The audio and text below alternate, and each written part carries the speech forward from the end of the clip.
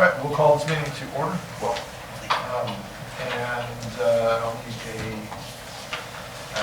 motion to adopt the agenda. So moved.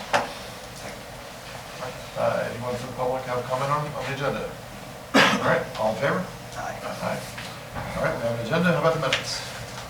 I move to adopt the minutes. Second. Any public comment on the minutes? All right, back to the committee. All in favor? Aye. All right, we have minutes. Ms. Bennett. Thank you. As I was saying earlier, we're planning on bringing staff, which is legal, GNV-SPAN, and GRU finance, are planning to bring an analysis and recommendation to the City Commission on February 20th. It's a very lengthy analysis because I wrote most of it. And so I just wanted to give you a heads up that it's from a legal perspective.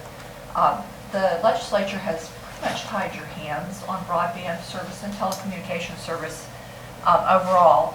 A municipality may not at all subsidize broadband or any other telecommunication service. What that means to you is that you can't use revenues from the other electric utility systems or from ad valorem taxes or from sales taxes to subsidize the broadband. Broadband service is going to have to stand on its own as a financially independent service. From a business perspective, residential broadband is not going to be a reliable revenue generator. The amount of investment coupled with the risks of reaching the market penetration that's required in a competitive environment may not support the potential profit. There are many things that are going to have to go right for this to be financially viable. From the GRU finance perspective, if GNV-SPAN were to undertake this venture under the GRU services, it would have to borrow money. And the money would be borrowed from GRU's other systems. And the GRU other systems don't have the money right now to support the investment, and so there would be an increase in utility rates in order to provide broadband service. As I said to you at the beginning of this is a very brief summary. I do have a rather long analysis which includes the legal, financial, and GNV-SPAN aspects. If you would prefer to review that analysis before it goes to the City Commission as a whole, we could bring it back to you. I think your next meeting is in April. Otherwise, I can put it on the February 20th agenda. Commissioners. I think we could review it here. Yeah, generally in favor of getting first flush. Yeah. Okay. So more questions can kind of be fleshed out before going to full commission. Okay. All right, that's the point of the committee. Yeah. So we will bring it back in April. Okay. So, work staff, we will have a broadband update for the April meeting, please. Yes, sir. All right. Thank you, Ms. Bennett. All right, let's move on to, we don't have anything for a digital inclusion strategy today that I'm aware of, but we do want to hold on to that as a rolling agenda item, unless there's a comment or question on that. I don't right now, but just on that meeting, I'm going to be out of town on the 13th. If possible, we could switch to the 6th, that Monday, April 6th instead of April 13th. That conceptually sounds fine. As far as I can tell, it's really hard to see past Right. So we get to that part of the agenda, see if I can make that change. Right. Okay, so digital inclusion, we move past. Day of governance is our big item for the day. Mayor and Commissioners, my name's on this slide. Really, You're at the top of the list. yes, I don't know how that happened, but I really have Leave to. out of town. Yeah, I know. I go higher. I go away for a week, and That's the bus number, now by it's the me. way. So I'm gonna look to my left and my right, the two very able folks here that really put a lot of thought into it. What we wanted to do was start, or I should say continue the conversation about how we use certain data and how we manage and collect it. And I know recently there's been a lot of interest in GPD data. So the way this is structured, and I'll just do one, you're going to see this pretty frequently. And it's really just to kind of help structure the conversation about each particular data store and data sets, and the data sets associated with it, to really give a clear understanding of what we collect, where it's stored, and then the output. So inputs, storage, outputs, because that really gives you a more complete view of each particular set of records. So there's a bunch of these. You don't have to have if you have a very long conversation about every single one, then we probably will run out of time today, but we did want to at least cover as much of the waterfront on GPD as possible. Every department has a significant trove of data that we could go do with this, so you tell us, you tell staff, what's the next one you want to tackle in time. If it's mobility data, that's going to be a hot one coming up for the next few years. Whether it's data and planning, you let us know, but each one of these could be multi-hour conversations depending on how you want to approach it. So with that, we'll just go through each one if there's any objection. And I think there will be some of you are more interested than others, so don't feel like you have to spend a significant amount of time on everyone. All right, so the first one we're going through is our local RMS data. That's really the stuff we have locally, like when you get a citation, when you get a traffic accident, when you get an incident, then we collect the data, we put it in a database. So then the officer has the possibility of actually, when they run somebody, they can pull back what we have is called a master name index. So it's one name, all the involvements under the one name. They have the opportunity to pull back my name, Dave Duda, and he's been in this citation, this citation, this citation. So that's a local RMS, and you can also. And that system also has wildcard character capability for searching. So it is very useful to us when we have partial information, when we're interviewing and trying to investigate cases where our witnesses may only have some of the information, but not all the information. They may know only the first name or a nickname or something. So all of the data that we keep in this system has that additional capability. Some of the things that we go into down the road that are kept in other venues in the state, whatever, does not have those wildcard character capabilities. So it's a little more difficult to find that information. One thing I'll point out with this system is it is integrated with the state system. So when we candidate somebody's name, it queries it against the driver's license database, the registrations database, and pulls that information back in and auto-populates that information so the officer doesn't have to manually put it in. All they have to do is check it, verify with the person they're dealing with that that's still the correct information. We still have a lot of people that don't change their addresses when they move, et cetera, et cetera. So they go in there, verify that information, and submit it. And then, like Dave said, historically we have that information available to us. So if we need to know previous addresses that people have lived at over time, it gives us the capability to go back and check those locations for additional leads or clues when we're trying to solve the case. Any questions about that system? Thank you, Chair. Did you have? Yeah, I mean, my question, I guess, was more along the lines of the integration and, who has access to the RMS system here, and then, as you mentioned, its connection with other entities sort of makes our information directly go with other entities. So our information is only available to the folks within our agency that have gone through our security awareness agreement that's required by the state and by the feds.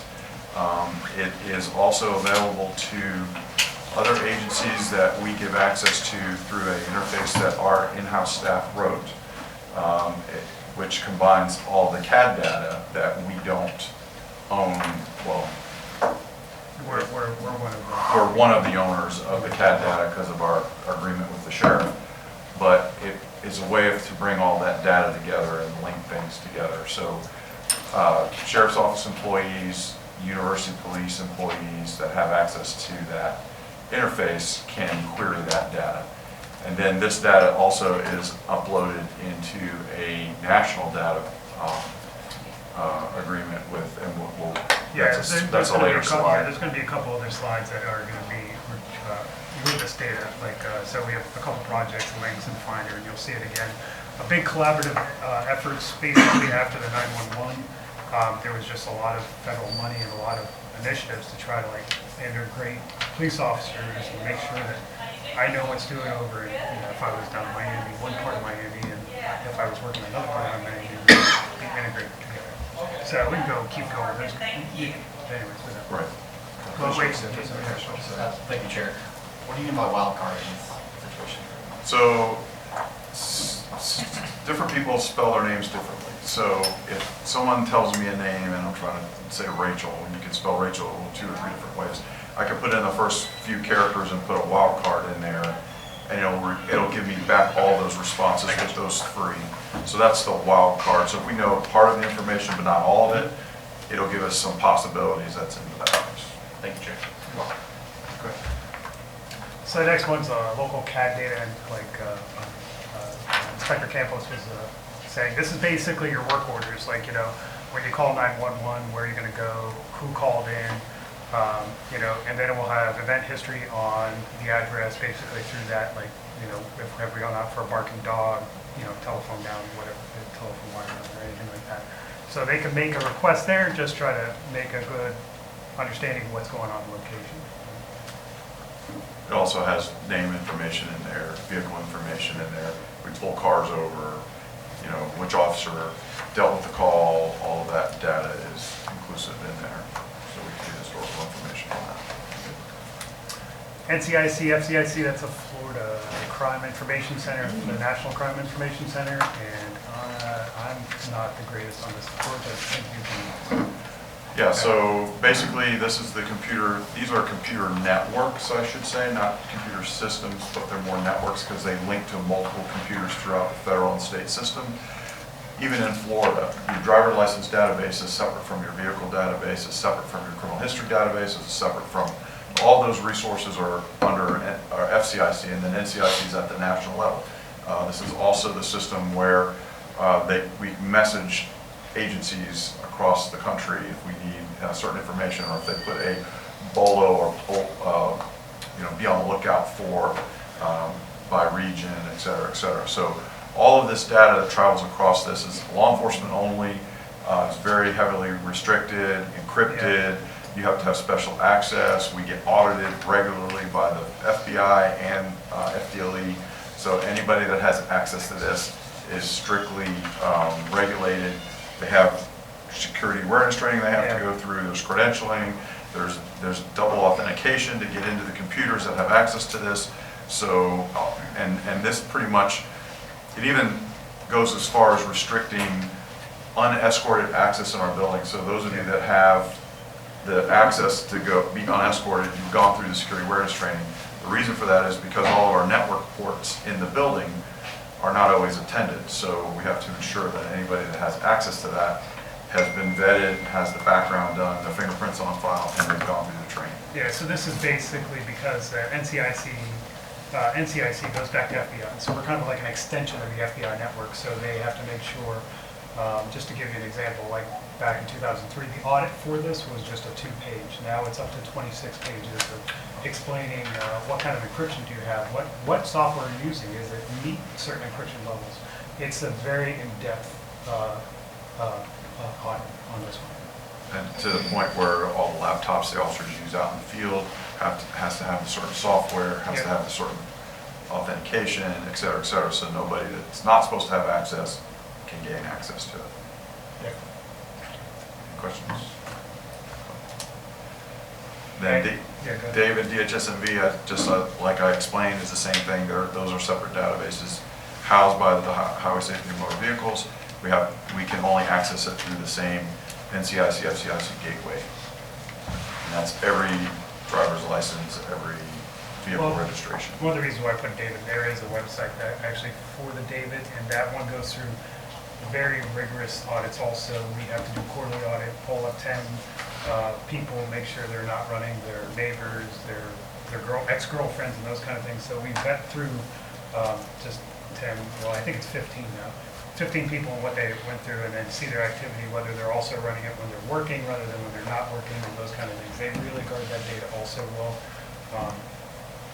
So I would say too, that database has evolved over time in the regulations, because we've had misuse early on. Not us, well, us, yes, our agency, a few folks got disciplined for it, but throughout the state, and to the point where there are people, certain key people throughout the state that have flags on their record, and if somebody runs it, it sends an immediate message to Tallahassee, and sends an immediate message to us and say, why are you running this person? What's the legal reason why you're running this person? So the system has been enhanced to have those kind of triggers to make sure. And I give you a real quick example of how that happened. Back when I was a shift commander, it was during Christmas break, and we found an apartment wide open, front door busted open, didn't really look like it was broken into. So we were going through in the house to try to figure out whose apartment it was, because it wasn't obvious through utility records or anything else. And so we started looking at mail, and we started running the people on the mail to see if we could find out contact information. Well, it turned out to be the lieutenant governor's daughter who lived there. And the next thing I know, FDLE's calling up, want to know why we're running this person. So it works. It works.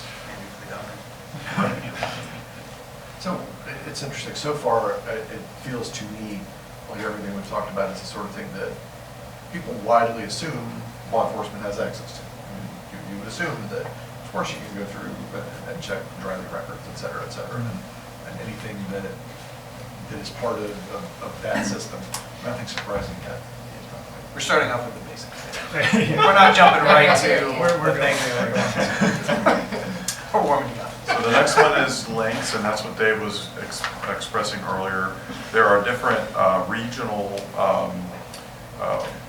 resources that have been set up through the federal government where everybody is sharing their information. And this is, like he said, after 9/11, where everybody's sharing their information across. So somebody in another agency, if they're investigating somebody and in this system too, you have to do the same thing you do for the David system. You got to put why you're running them, if you have a case number, you know, what your information is, because it logs all of that information. And it will give you possible hits back if you're looking for a person or a car or whatnot. And I failed to mention earlier when we started, I have Captain Centric and Captain Ferrara in the room.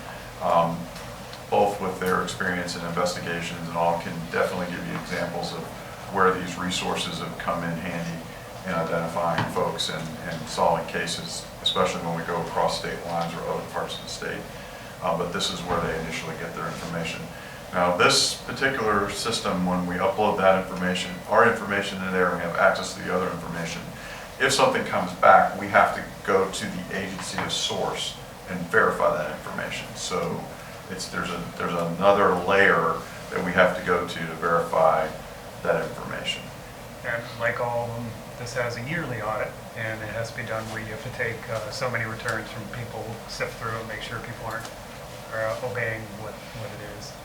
And if they're not, then we take appropriate action. Yeah, we take appropriate. These internal audits Yes. And then we report them up Yeah. to the FDLE. to either FDLE or to links. So links for this one, FDLE for the other one. So there's different governing bodies over. So is that the FBI? That's, is it DOD? Links was actually, what's that, the CSI? NCIS. What's it? NCIS. There you go. NCIS, the name Naval, of the yeah, company. Navy. They took it upon themselves to start that initiative after the, Investigators. yeah. Because they were worried about all And the bases. and that's because of the task forces that resulted from 9/11. The ones that already had most of the resources in place were the leads to get all of this set up. And I think that's why NCIS is part of it, because they already had that infrastructure set up. And how long have we been with this process? For links, shortly after 9/11, as soon as it was. It was after I got there in 2004, so I'm gonna I'll put in about 2008, maybe 2008. So about 12 years. We've had the RMS up since 2003, so that's the data we have. Finder is going to be another one that was originated from I-4. That was initiative by Central Florida College. I forgot. It was Seminole County, wasn't it? Was it? Yeah, it was one of the Seminole County. Yeah, one of the colleges down there. So connecting yet again all the police departments in the I-4 corridor, and then they started branching out, saying, "Hey, why don't you start sharing your data also?" And this is all, it started with the pawn networks, where people were pawning things, so people would steal stuff here in Gainesville, go down to Orlando and pawn it. This was a way for us to check to see where the stuff was getting pawned. And then it branched out into other data as well. Leads Online is a commercial, is it subsidized at all? Or is No, it it's a standalone? strictly private company that's built a platform for sharing pond information. And since most of our pond information is now handled by the sheriff's office, they're the point of entry. They required all the local pond vendors to automatically upload all the information into Leads Online, and they can do that at no cost. And then we pay for the data sharing at that point. So it's just a much more robust search platform than what we had in the past. Very robust, and it's more national. Since Leads Online is a national private entity, they have people from all over who use their same database. So it's been very good for us. It's very robust, and it gives us the ability to also look at specific individuals we know who are prolific pawners. Usually a prolific pawner means they probably could be doing something nefarious. We don't know for certain, but it lets us put alerts on people too. So it's a very robust system, but it doesn't get any information out of us. Okay. We just use it. It gets no information from the Gainesville Police Department. So this Leads Online is then supported essentially by, the information's coming from the pawn industry, Pawn industry themselves. and we buy into it and mine the data. Okay. So prior to this, the sheriff's offices by statute were the collectors of all the pawn data, and it was an unfunded mandate. The sheriff's offices didn't have the computers to do that or the staff to input it, and then they tried to automate it several different times, and eventually came online, and it was the most economical way of doing it. And we've probably been part of this network only about 2, maybe 3 years. And is it a requirement for pawn shops to do this, or? Yes. Locally, yes. It's Okay, but throughout the state? No, Is it's it each different? individual sheriff has the authority to tell them how they're supposed to do it. So the Orlando area, Orange County, they had their own system set up. Seminole County had their own system set up, and they required them to upload their information directly into their system. Our area didn't have the funding to have them uploaded into there, and so we never made that requirement until recently. Thank you, Chair. So every single pawn transaction is uploaded? Yes. So the name of the person, whatever all Correct. information they collect? And it also includes secondhand metal dealers. So anybody who copper, it's a requirement by state statute. So some of that's required by state statute. This just puts it in a very searchable, robust format. Okay, the next one is one of our facial recognition programs that we've been using for a while. This one is Faces. It originated out of St. Pete area, in Pinellas County, and it's all of basically Florida driver's licenses and Department of Corrections photos, and it's one of the first, and I would to some degree call it primitive way of doing facial recognition. I know it's not very good at comparing photographs of faces that are taken from an angle. It pretty much has to be a straight-on photo, and that probably is just a limitation of the algorithms that they use. Again, it's just, we upload a picture in there, it compares it to the database, and it gives us a possible match, and then the detectives have to take that match or matches and then do more investigative work to see if it's in fact any one of the people that it responded back to. And whose system is this? I believe Pinellas County is the one that houses it. So they're still. Yeah, and so it still falls under the same network as the FBI network. So it's Right. limited who has access to based off of those still FBI network standards. Yeah, there's a network in Florida called CJIS, so it's Criminal Justice Information System, Yeah. and that is the bandwidth or gateway that we get most of this type of information through. Nobody else has access to it unless they're law enforcement. It's an encrypted pipeline, for lack of a better description. And then we have Vigilant Face Search, which is, Vigilant is a private company who's now owned by Motorola, is that correct?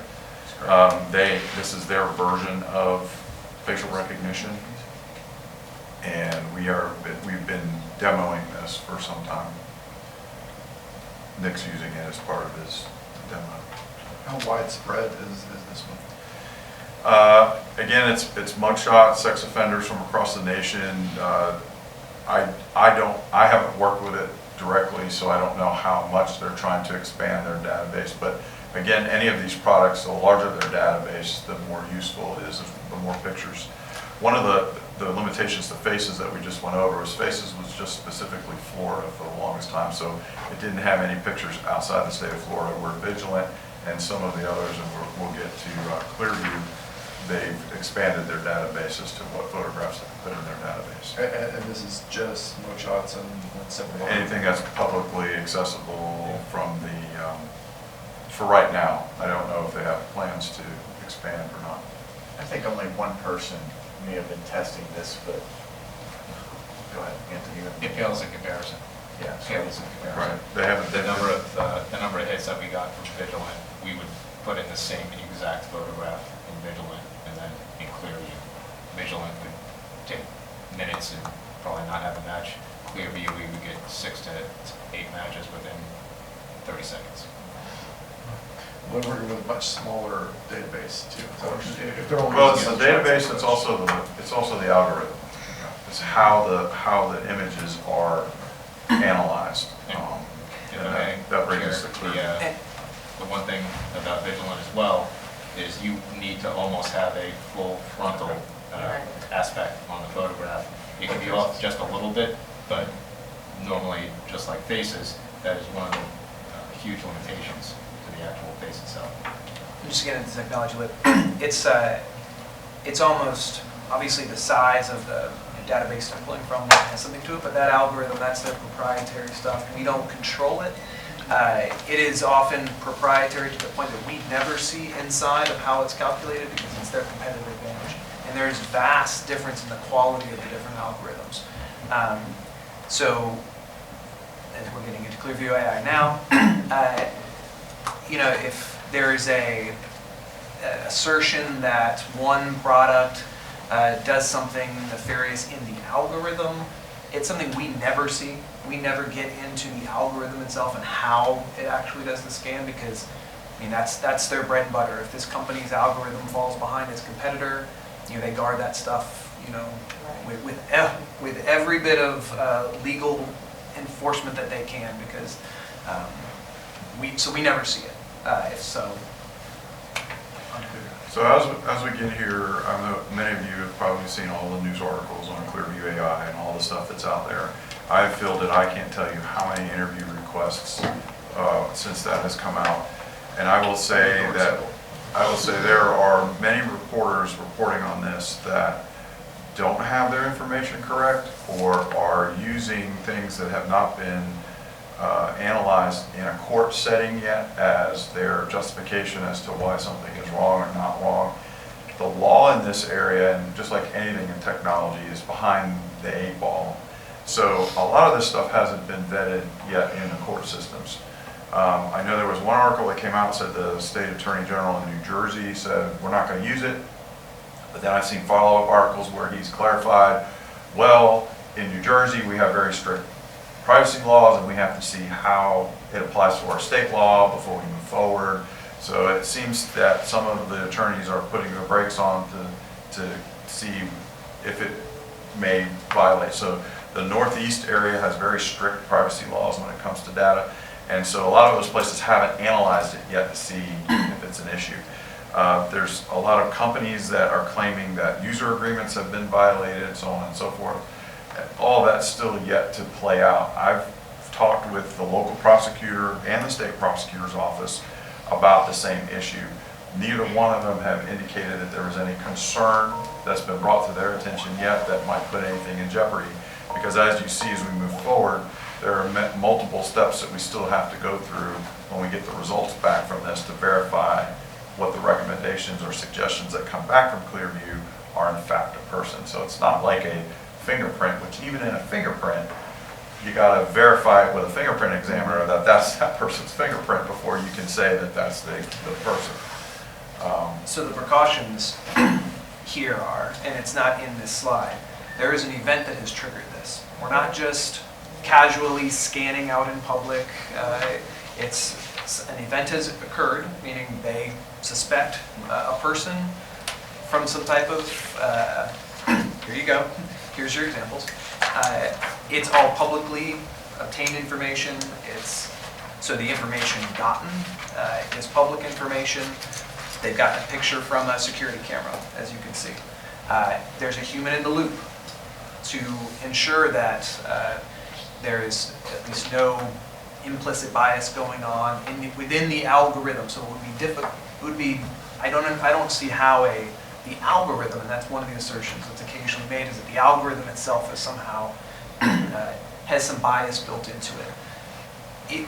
I don't understand how that could creep in here, because we have a human in the loop checking the information to ensure that that person is that person, and there's multiple checks that go on. So it's not as if they run the scan, the computer tells them it's this person, and they say, oh, Let's go. let's send them to court. No, Right. there's multiple checks and balances in place.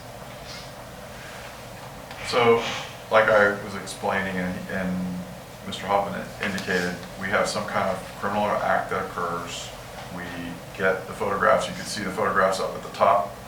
They're usually at some type of an angle, because most of your surveillance cameras are up in the ceiling looking down, or they're in some kind of angle. They're not a straight on picture. We upload it into Clearview. Clearview does its algorithm stuff and then compares it to its vast database and then brings results back. The investigator then, and when they run this too, the investigator in the system has to put, it logs who it is, it logs the machine that they're doing it from, they put a reason for why they're running it, what their case is or whatnot. So we can always go back and say, why were you running this person? What was the issue? And it has to directly link back to the case. Currently in our agency, we only have 13 users that have access to this, and so they log all of the times that they use it. The thing that leaps out at me is that it's another example of how we're subsidizing shrinkage control for a number of companies. Well, That's a different issue. yeah, so there's a variety of different things. Some of them, you are correct, but some of these may be robberies that occur in there too, so it's not necessarily a retail theft or a smash and grab or something like that. In putting this slide together, I just asked them, hey, just give me an example of what we've run so far. There are several others that are ongoing cases that we didn't put up here that may be more nefarious. Yeah, this is the common one. The more dramatic cases, if there's a child that's been abducted, you want every second. So if this gets you, if this saves hours or days of time, there's a huge benefit there. Obviously, if someone's shoplifted from the Walmart, time is probably not of the essence. We're not going to pull a bunch of resources to catch the guy that's shoplifted at Walmart. Thank you, Chairman. So if a person just came to GPD and had a photograph, this guy saw this guy, you can take that actual photograph and run it in the system, or does it have to be digital to look for a suspect? We would have to somehow digitize it and Okay. upload it for it to run the algorithm against it. And There would have to be basically a it's crime associated with it. yeah, Right, yeah. Well, it's somewhat, yeah. that- crime or some other, concerning thing. There's some things that a crime may not have been committed, like a missing juvenile or something like that. And as we know, our youth today are online all the time. So if we have a juvenile goes missing, but yet they're still posting on social media somewhere, we can, compare it and see, get some leads as to where the juvenile might be. But of our hits, and I don't know if it's on the next slide or not, this goes through some of the cases, but of the hits, are the sergeant that's primarily the administrator over it says anywhere between 5 and 8% of the hits that come back are coming from social media sources. All the rest of them are coming from jail photographs, Yeah. DL photographs. That's primarily where they're coming from. I was going to ask that because it seems like everybody has a mug shot, like they've been in trouble before, and that's where the hits are coming from. I don't see anybody on a boat in the water Correct. on a Facebook So some of page. the things that we run too, so the issues that we're having with juveniles and guns and those types of things, we can sometimes find the social media pages where they're posting some of this stuff if we use that. So it is a crime that juveniles in possession of a firearm, they're not supposed to have a firearm, and we have potential violence that's occurring in the community. So that's where the social media sources are going to, or hits are going to come from, because there's no juvenile arrest photographs in any of these databases because they're protected. Okay. So it's the forward-facing, public-facing social media posts that those hits are going to come back on. It helps us with those investigations. This one example, this person's been arrested before, committed fraud and forgery at a bank. You can see the angle of the photograph that was taken from the bank and the response that came back. One quick question. So, with Clearview, you don't necessarily, the suspect doesn't have to be straight facing you. Correct. It could get a side angle, Right. because I see his face, he's still looking forward to me. But if He's we just put tilted. that photograph in faces, we Uh-huh. probably would not get a hit Okay. back because his face is It's tilted. tilted, okay, It's pretty amazing tech. yeah, okay. Also, This is another good example too. hats. This is kind of an Something.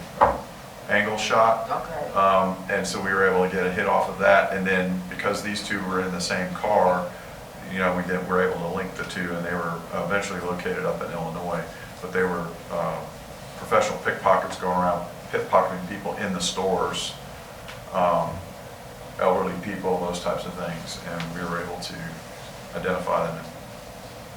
And that is an example of So that's social on media. Facebook, yeah. Yeah, that was a Facebook hit.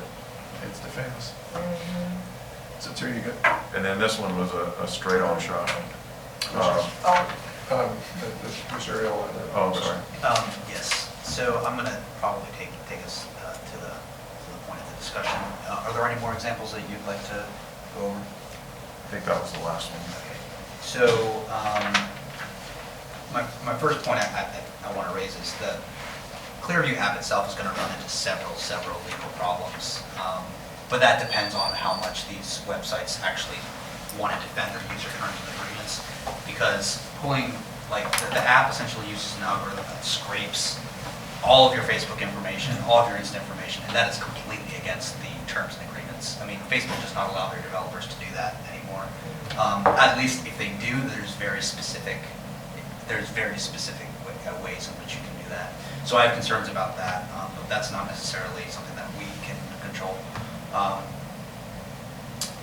I want to talk about three of the things that were mentioned. First is that it is utilized when a criminal act occurs. Do we have a written policy for what that? So any criminal act, and now we can utilize this if any criminal act has occurred, and any of these 13 users can log in and then utilize this system. Is that correct? We're in the process of putting a policy together to give guidance on when these resources are to be used. Okay. And that, quite honestly, was in response to some of the inquiries that were coming up. More specifically, wanted to ensure that the same auditing standards that were done for the other databases were done for this one as well. My next question, so I think that there's a little bit of, I want to get a clearer understanding because you used the phrase, for missing persons. If time is of the essence in those things, I understand those are not necessarily criminal acts for someone to go missing, right? But you want to be on top of that. But that's outside of the original standard which was set, which was a criminal act. And then there's the third thing which you said, which was potential violence in the community, which is always when you're talking about potentially crimes happening, you always have a lot of gray area. And so if someone is posted, and we've done this before, right? When someone posts some type of a threat, that is evaluated. That is considered a threat. But how do we address the gray areas where what is potentially going to be a crime? Because that's not definite. An act has not occurred. You cannot arrest people for looking or thinking that they will potentially commit a crime. They have to actually commit the crime. That's correct. However, that also crosses over into the same realm when we're talking about violence prevention in your community. If there is a clear predicated sequence of events and or statements that constitutes a crime, we can take action immediately. But now we're talking about monitoring people who could potentially be a threat and then taking action to prevent that from coming to fruition. So on one hand, when we're talking about in this venue, when we're talking about using a tool like this, when do we use it? I understand what you're saying. But at the other hand, we also have that other piece of it is all of these these rules and regulations and laws start coming together at some point. So what is the correct way to do it, what's not the correct way to do it? And I think a lot of times what you're asking, unfortunately, I don't know if we can put a definition to that because we don't have crystal balls. So we have to do the best that we can and just ensure that we're not abusing it to do something nefarious on the tail end. And sometimes that's just a case-by-case basis, depending on the circumstances that are going on. And it's also too subjective, because a lot of people have different opinions of what is allowable and what is not allowable. So I don't know if we can put a definition to it other than express what our intents are for using it and hope that the best outcome comes out of that. Well, and the reason I raised the point is because, when you start getting into that question, which is, how do you identify, how do you decide who is potentially going to commit a crime? And, I think that, and the reason why I'm asking all these questions is because we have to be very prepared. And I am grateful that we have officers who want to get in on the cutting edge of protecting our citizens. I appreciate that. But I want us to make sure that whatever we're doing, that we are going forward in such an intentional manner that, we are not going to have an incident where it's misused inappropriately. Because I think, hold on. I think the Constitution is very clear about these things, protecting people from unreasonable searches and seizures. This could be used as an unreasonable search, and I understand that we have logs and we have methods to protect against that. But if it's not written in the policy yet, I think that's potentially it just leaves a lot of room. And I think that you all are really going to have to be very, very clear with that boundary, because it is a gray area, and I don't want people to misunderstand what this is being used for, right? I don't want people to misunderstand this at all, and I think right now we're in that area where there is misunderstanding, so that's why we have to have these difficult conversations. So, did you have a question? Jump in and I'll make some comments. I still want to see more all the other ones, but just on, in general, the policies, I want us to have policies of what is that point of being able to use it, and what is that point of not being able to use it? Like that monitoring thing. We could monitor every single person in the city, and some cities do that. Like DC does a lot of monitoring of tracking people across the city. I don't think we should do that as a community, but what is that point of monitoring? Who uses it? The access of it, and then kind of when technology is changing. Like this, a year from now, there's going to be other companies that are going to come into this space, I'm pretty sure of it. It's creating an algorithm and just scraping a bunch of data. Less accurate technology. Or more accurate, probably. I would say the accuracy is going to get better and better. Or not. I think there's a certain point where technology cannot be as accurate as it pretends to be. Yeah, I mean, the facial recognition, I'm worried for a company in 2010 that was doing, not facial recognition, but doing license plate recognition. We could, at that point, run down the streets and track everything. So, I think it's gotten way better in that time, and the computer capacity and stuff like that, and quantum computer. There's a lot of other, not quantum things, but I guess that's where I'm at, is in terms of like having policies. And when does technology come to the point where it needs to go to the commission and saying, we want to start down this path? And where are those lines? That's what I want to see in a policy. I think there's, just in our policy, there's statements in our policy that say any of these data sources that you're using have to be for legitimate law enforcement purposes. And it's that open-ended because of the ever-changing landscape of what's available. And if we find down the road that someone's not using it for legitimate purposes, then discipline kicks in at that point. Because we have found folks that have accessed stuff inappropriately and taken action for it. I think we have to be careful too in how we write our policy, because we don't want to back ourselves into a corner and they can't operate out of that corner because of the policy too. but there needs to be guidelines and checks and balances. I do agree with that. I mean, there's a legitimate police purpose to monitoring every single person in the city. We're doing it with license plates.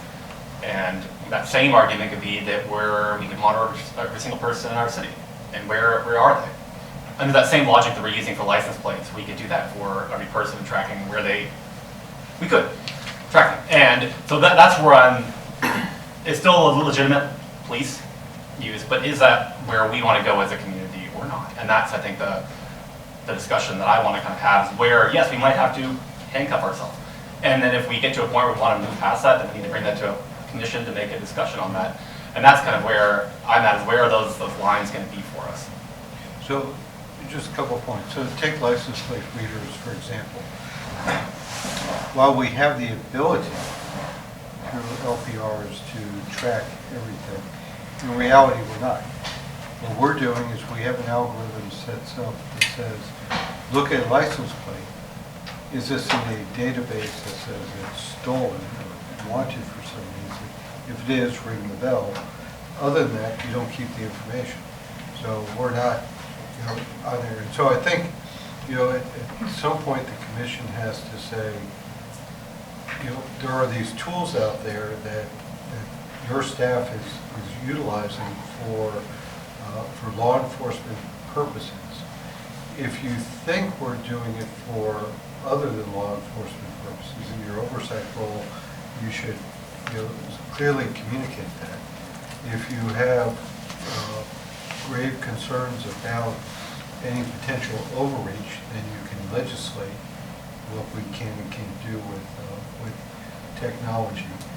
But there will be an occasion that we will want to use something for some purpose that may be as clear as mud, okay, because we're responding to something that we didn't know. So for example, if we had a Richard Spencer type event here again, we may use all this stuff for completely different purposes in order to ensure the public safety of the neighbors in Gainesville and everything.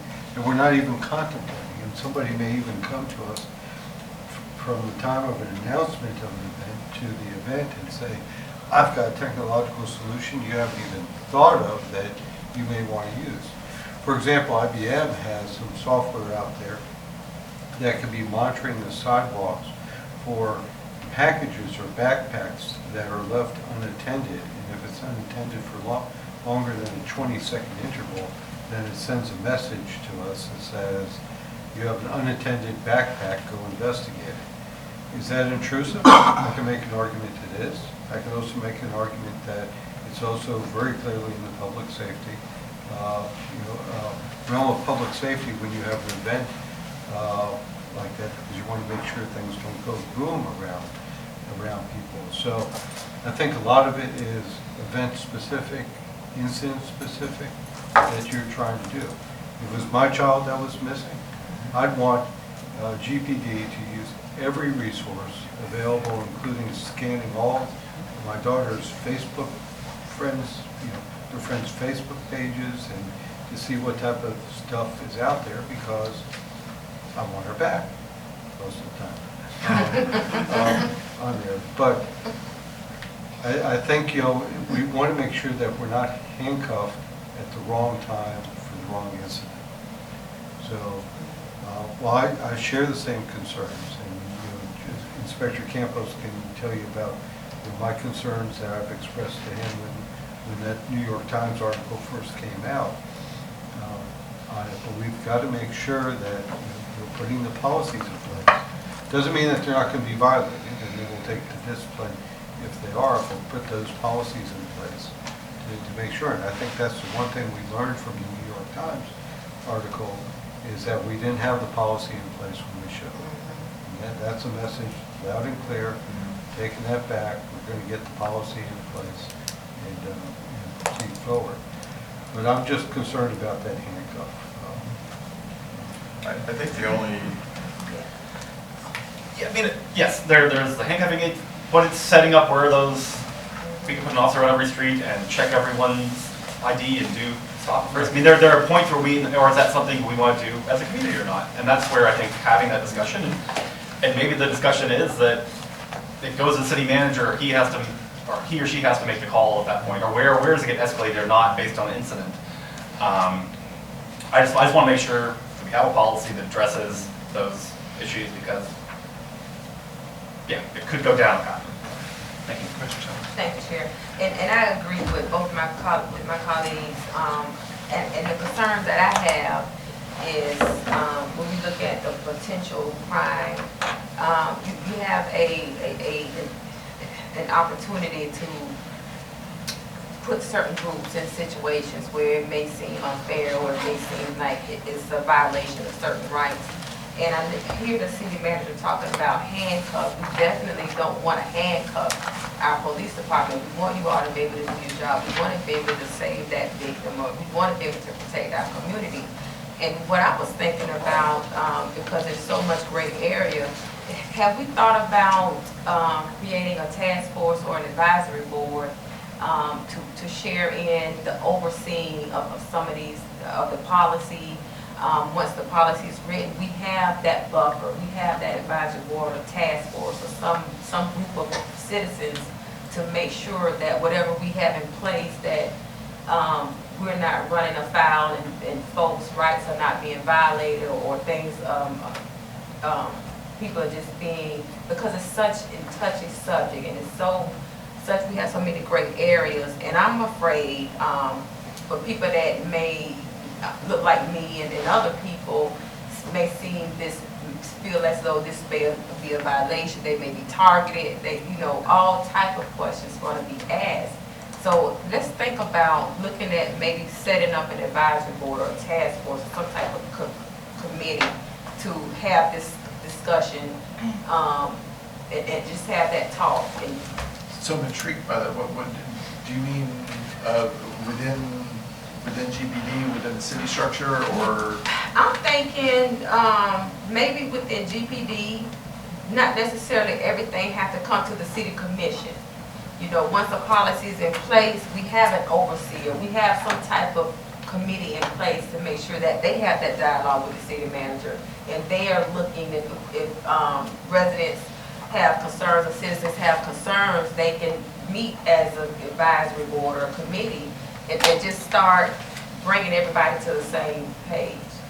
I wonder if a group like the existing police advisory board. I think that's great. The existing police advisory board, maybe we should bring them to the table and have a broader conversation about this and bring them on and start looking at it from that direction. Sure. Just a thought. Would this committee be the appropriate place to bring back a draft policy and process? We can invite some members of the police advisory board. Because it was meant for this group to kind of vet some of these digital policies. So the next meeting it's 2 months away. We've got some time we've already started working on the policy.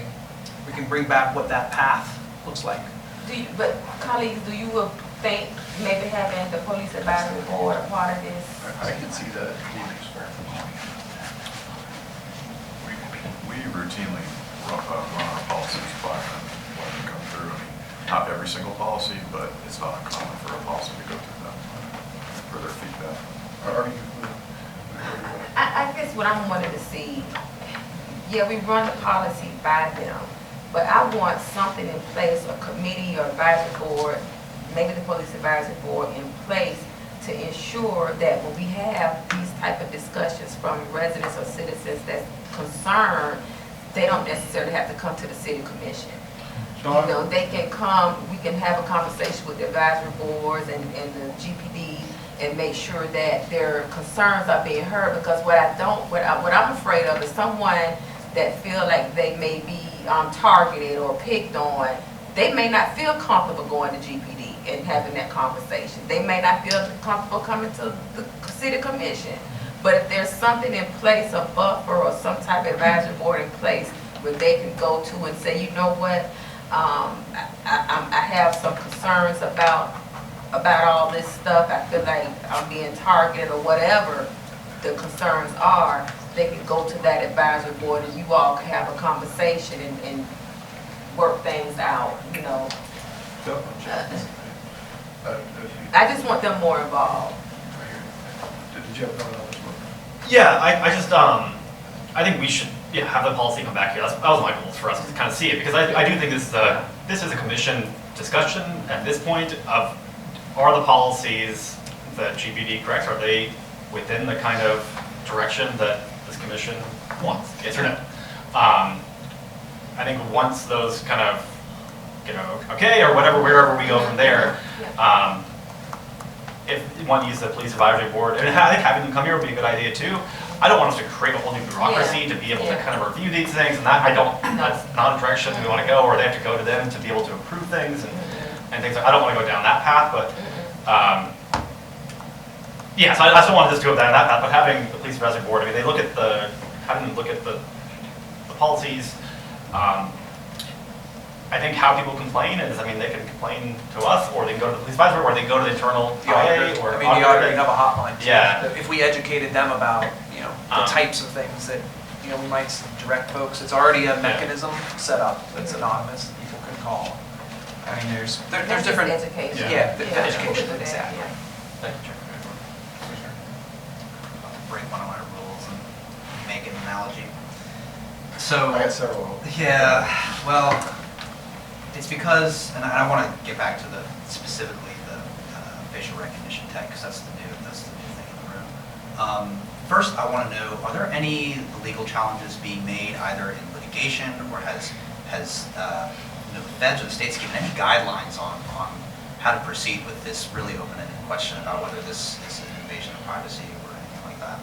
I can't give you an answer today, but we can come back. Yeah, I would want to know that just so we can follow the along, because we're not the only ones using this technology. So, to interrupt you for 1 second, these are ongoing challenges. I'm aware of something right now where there has been subpoenas and search warrants for GPS data that comes from any cell phone that has Google attached to it, of Google, for devices that are reported within a certain date and time range in a specific geo area. And then based on that, and that information, those devices have been provided anonymized, of course, and then the investigator found 1 or 2 devices they wanted specific information on. And now that the owners of those devices are now challenging whether that's legal or not. So again, this is all leading edge, cutting edge type of stuff that's available to investigators. So yes, there are some out there. I know that Clearview is being sued in the Chicago area for a violation of privacy right now, but none of them have made it through the courts yet with all the different legal challenges and that kind of stuff. And so even the Facebook saga, and I'll say a saga because it took a long time for even Congress to get down to the bottom of it before they made law. So I don't, the timeline on that, it's going to be ever changing. I think in all of those cases, what was the information being used for, and was it, an acceptable use or not? Thank you. So, I listening to the discussion we had, I think no matter what we do, there's going to be, it's just the natural, police departments naturally just have relationships with the community where, you're constantly working to serve people, and in some cases there are people who are very distrusting and distrusted, and that is something that, we work really hard on. And so I think it's very important, at least for me to say, that I do trust our officers to use this appropriately. This is a great opportunity for us to pause and have a discussion, not just on this technology, but on the application of future technology. And so, Mr. Manager, you mentioned the mistake here was not drafting the policy before it was implemented. I would say that we would be making that same mistake again if we didn't have a policy in place that said future technology and used for law enforcement or things of that nature have to go through a certain approval process that is in the public. Because when I have to read on the New York Times that my police department has this technology, I feel left out of the loop. And I think that's the point of frustration that you're seeing from commissioners. You all have my complete trust to take care of this community. But I need to know that you all trust this body, which is elected by the people that you serve. Thank you. I've got a few thoughts on it. There, on an analog level, this has been going on since the beginning of police work.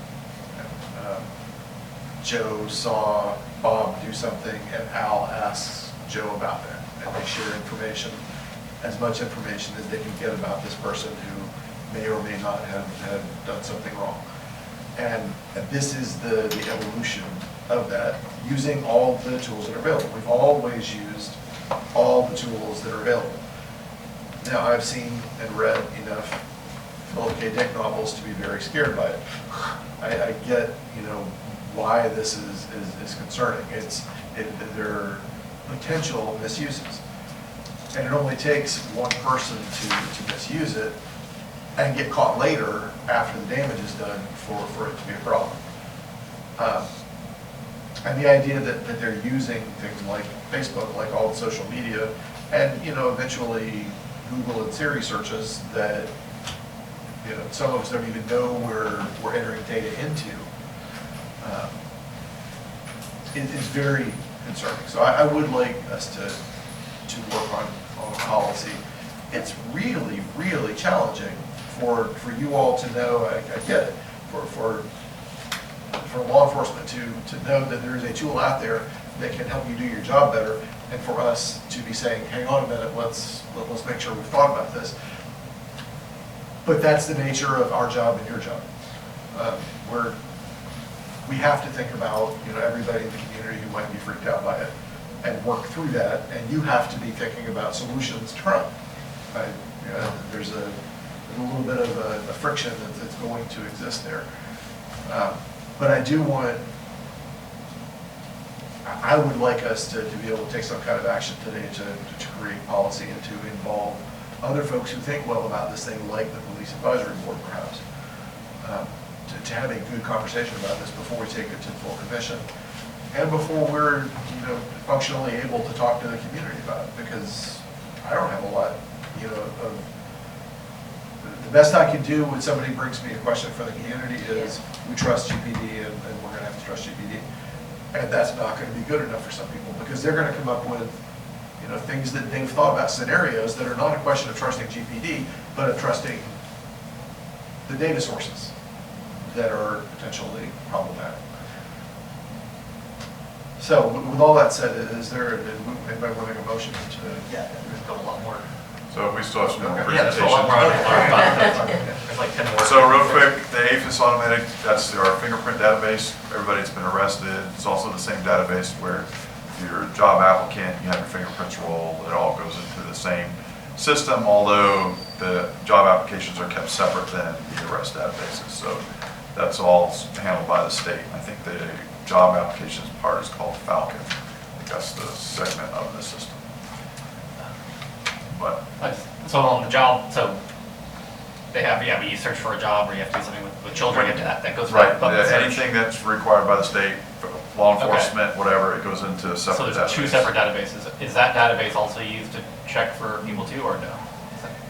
So when like we run a print, search, the print will come back, and so it'll I know both that databases. it will both databases, and I know that because a lot of our officers' prints come back. Yeah.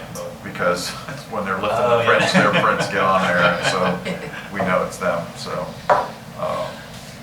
okay. Thank you, We have the ALPR database. This is we have a trailer right now that we automatically read license plates on, and Vigilant, our company, is tied into a larger database. They are the store of all of the data, so we have access to our data as well as other agencies' data and vice versa. Is that the same Motorola company? Yes, Motorola. Vigilant used to be on their own. They were recently acquired by Motorola. So But same Motorola company. owns it, yeah. TaserEvidence.com. This is where all our body-worn camera video goes up into the cloud. There's also a lot of other metadata and stuff that comes from the camera and our tasers that goes up into that cloud. It has the capability of putting other evidence in there. It It has the capability of citizens providing us with video or digital photographs that they have taken of their own. So a crime occurs and they record it on their cell phone. We can send them a link and it'll upload directly and it'll become part of our evidence. It's also a way for us to electronically share all that evidence with the prosecutor via a link instead of having to download, burn, all that kind of stuff. Thank you, Chair. Our body cam, the stuff that's uploaded to the cloud, is that automatically shared with other agencies, or can we search other agencies, or is it just only when we have a case and we want to share it with the prosecutor or the defense or whoever it may be? Is that how Yeah, the that latter works? is correct. Okay. We don't, it's not openly accessed to anyone. And when we, so if we get a public records request, we have to evaluate it, scrub it of anything that we can't release. If you go into somebody's home, you gotta cut it off, et cetera, et cetera. So, but if we share it with any agency, it logs who we share it with, who's it's been shared to. And because it's evidence.com, the chain of custody for all of that, who's viewed it, all of that gets recorded. Any other questions? Panasonic Arbitrator, that's our in-car cameras for our vehicles. We are testing or looking into going to Axon for that. They have an in-car camera, and that way all of it will be on the same platform. Our arbitrator system, we actually store that video on local servers. That's the way that system was set up. We've had that system since what? Early 2000s? Yeah, it's a pretty old system. But What about body cam? that is stored in the cloud through evidence.com, so we don't store it locally. Sex offender database, that's through the state, through FDLE. Most people are aware of that. Ring Neighborhoods Portal, we've gone over this before. Ring, we partnered with Ring. They give us the neighborhood porthole, and all that is a interface with Ring that if we are investigating an incident in a particular area and we want to know if there's any Ring customers that may have video that captured something, we can send a message to Ring. Ring sends that message out to the customers. We don't know who they are, where they are. If they have the video and they choose to share it with us, they click a button or whatever and it shows up on our portal to say, hey, neighbor one says they have video during this time frame, and it gives us access to it, and we can then access the video. We cannot access any video that the owner of the video doesn't give us access to. So the Ring has to give you access first, and then the owner has to say, sure, you can look at this. Well, Ring gives us access to the porthole so that we can do the geofencing and all that. Ring does the communications with the customers, and if the customer agrees, then they click on a link that then communicates directly with us, and they can provide the video. Ring does not have the capability of looking at their customer's video. It has to be affirmatively uploaded by the customer to the Ring servers. Some do that automatically because they want Ring to have that data. Others do it at request, but it requires an affirmative action to be uploaded. So is that true of all those type systems, or Just Ring. Well, we don't have a porthole with any other company, so Halo or Arlo or some of the other companies that are out there, I don't think we have access to that type of information. I'm not aware of any such service from those other providers either. Carfax for Police is basically vehicle data that's in one large database. It pulls data from all different types of sources. Any of the companies that sell that data to Carfax, so Jiffy Lube, Quickie Lube, all those places, if you get a service there, that by VIN and plate number, all the insurance companies, that's all that information. Again, they hold the data, we don't, we're just able to query it. LexisNexis is another company that does the same similar thing, but with people.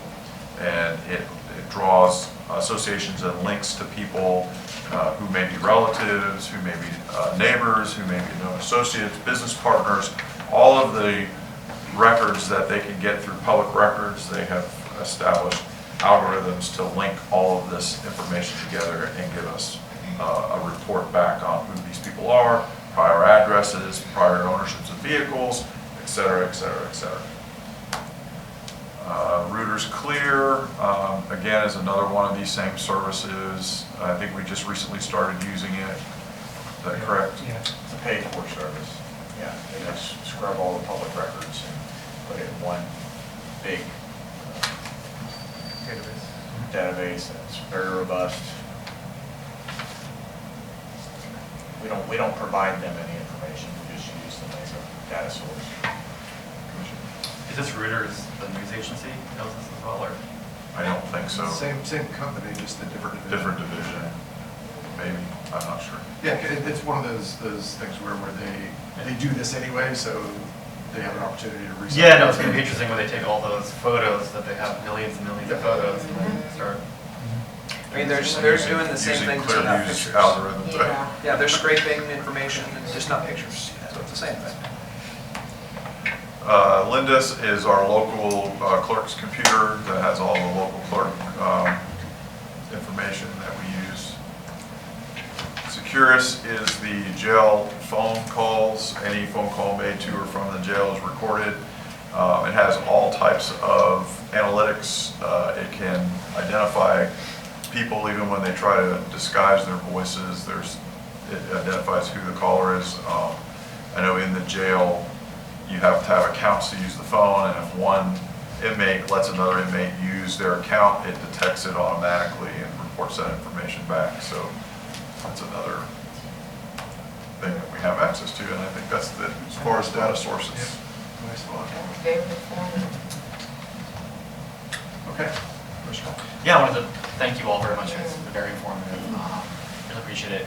One thing that it's not really to this, but something I wanted to discuss when we have the next quarterly police update is currently when you're taken into jail and you have a mugshot that's taken, the county or the sheriff's office automatically puts that out onto an API, which I have concerns about of people who, I mean, you're arrested, you're not guilty, but once that's kind of out there, you are, I know it's a public record, but being able to kind of, us maybe asking the sheriff to not make it as easily So, accessible and. Are you sure that's how it happens? Because in my knowledge, the sheriff transfers it to the clerk, who then transfers it to whatever API you're talking about. That information comes from the clerk's office. Well, I yeah, don't the believe clerk. it comes from the sheriff. Okay.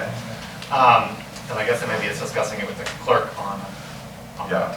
what, on their API that they have, that it sends it out, because while it's a public record, I think Is it. that your understanding of how it works? Yeah, Okay. I'm pretty sure Makes that's it how easier. I saw it, yeah. Yeah, people aren't, they're not guilty at that point, but once it gets out there, it makes it a little harder.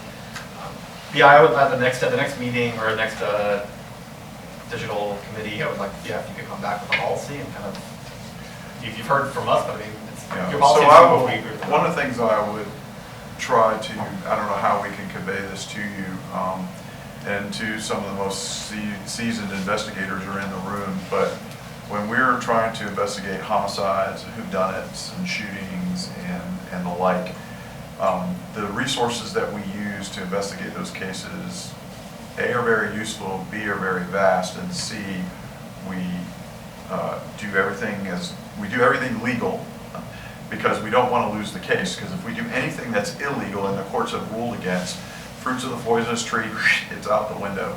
But the prior, I will boast on our investigative, our criminal investigations division has a higher clearance rate than the national average, and they use all of these resources to keep that clearance rate high.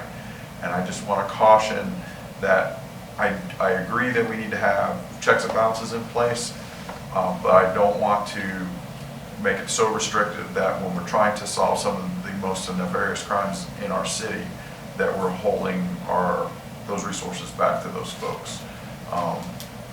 And so I'll just say that it's sometimes, unless you're in the thick of the investigation and you know how things are progressing and how quickly you need to have access to stuff to keep the investigation going and it going, we need to be able to make sure that they have access to that. So can I make one Sure. brief comment? Sure. I went to a 4-hour lecture on nothing but. About this And meeting, during the sure. lecture, this is the way that it was explained.